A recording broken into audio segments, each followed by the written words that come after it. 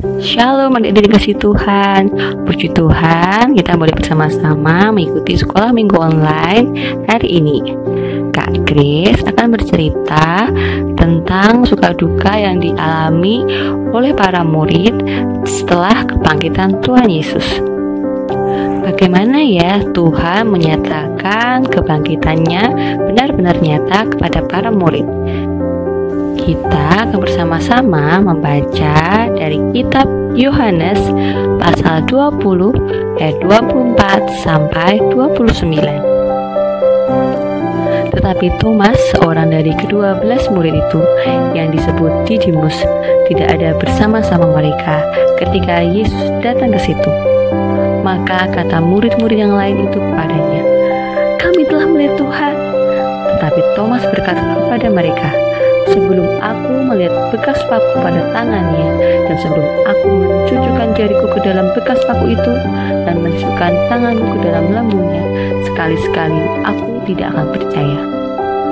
8 hari kemudian, murid-murid Yesus berada kembali dalam rumah itu, dan Thomas bersama-sama dengan mereka. Sementara pintu-pintu terkunci, Yesus datang dan ia berdiri di tengah-tengah mereka dan berkata, "Damai sejahtera bagi kamu." Kemudian ia berkata kepada Thomas, "Taruhlah jarimu di sini dan lihatlah tanganku. Ulurkanlah tanganmu dan cucukkan di dalam lambungku, dan jangan engkau tidak percaya lagi, melainkan percayalah." Thomas menjawab dia, "Ya Tuhanku dan Allahku." Kata Yesus kepadanya, "Karena engkau telah melihat aku, maka engkau percaya. Berbahagialah mereka yang tidak melihat namun percaya." Dari perikop tadi diceritakan bahwa Thomas tidak beruntung karena tidak hadir ketika Yesus yang bangkit menampakkan diri kepada para murid. Ia tampaknya sangat sedih kehilangan Yesus setelah penyaliban dan kematiannya.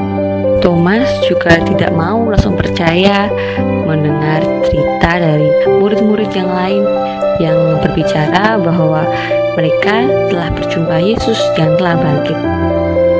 Thomas tidak mau mendasarkan kepercayaannya pada pengalaman orang lain. Thomas ingin mengalami secara langsung pertemuan dengan Yesus. Logika Thomas telah menutup pintu hatinya dari kuasa Tuhan yang sedang bekerja. Thomas hanya berpikir menurut pikiran manusia, tapi ia melupakan bahwa kuasa Tuhan tidak dapat dibatasi oleh pikiran manusia, sehingga ia memerlukan bukti.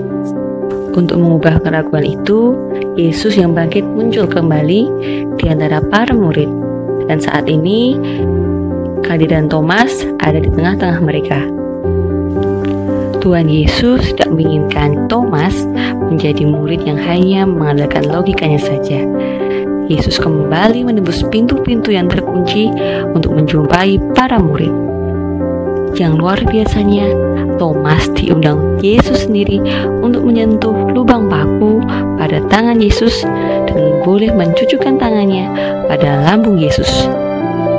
Percaya karena melihat bukti adalah hal biasa, namun Yesus menghendaki bahwa berbahagialah orang yang tidak melihat namun percaya. Inilah iman yang sejati. Relasi dengan Tuhan adalah relasi iman yang melibatkan hati dan bukan hanya akal budi. Bukan berarti dalam kita beriman kita tidak memerlukan logika sama sekali. Ada kalanya iman melibatkan logika. Yang perlu diperhatikan kita adalah dalam proses beriman itu melibatkan kecerdasan nalar dan kecerdasan hati. Kita dipanggil untuk percaya Yesus yang bangkit walau tidak pernah berjumpa secara langsung, tapi kita merasakan kehadiran Allah, kehadiran Yesus di dalam hidup kita melalui kuasa-kuasanya dan penyertaannya dalam hidup kita sehari-hari. Demikian cerita yang Kak Grace bawakan hari ini. Semoga dengan kebangkitan Yesus, iman kita semakin dikuatkan dan kita semakin berserah menyerahkan hidup kita ke dalam tangan kuat kuasa Tuhan. Sampai jumpa minggu depan. Tuhan Yesus memberkati.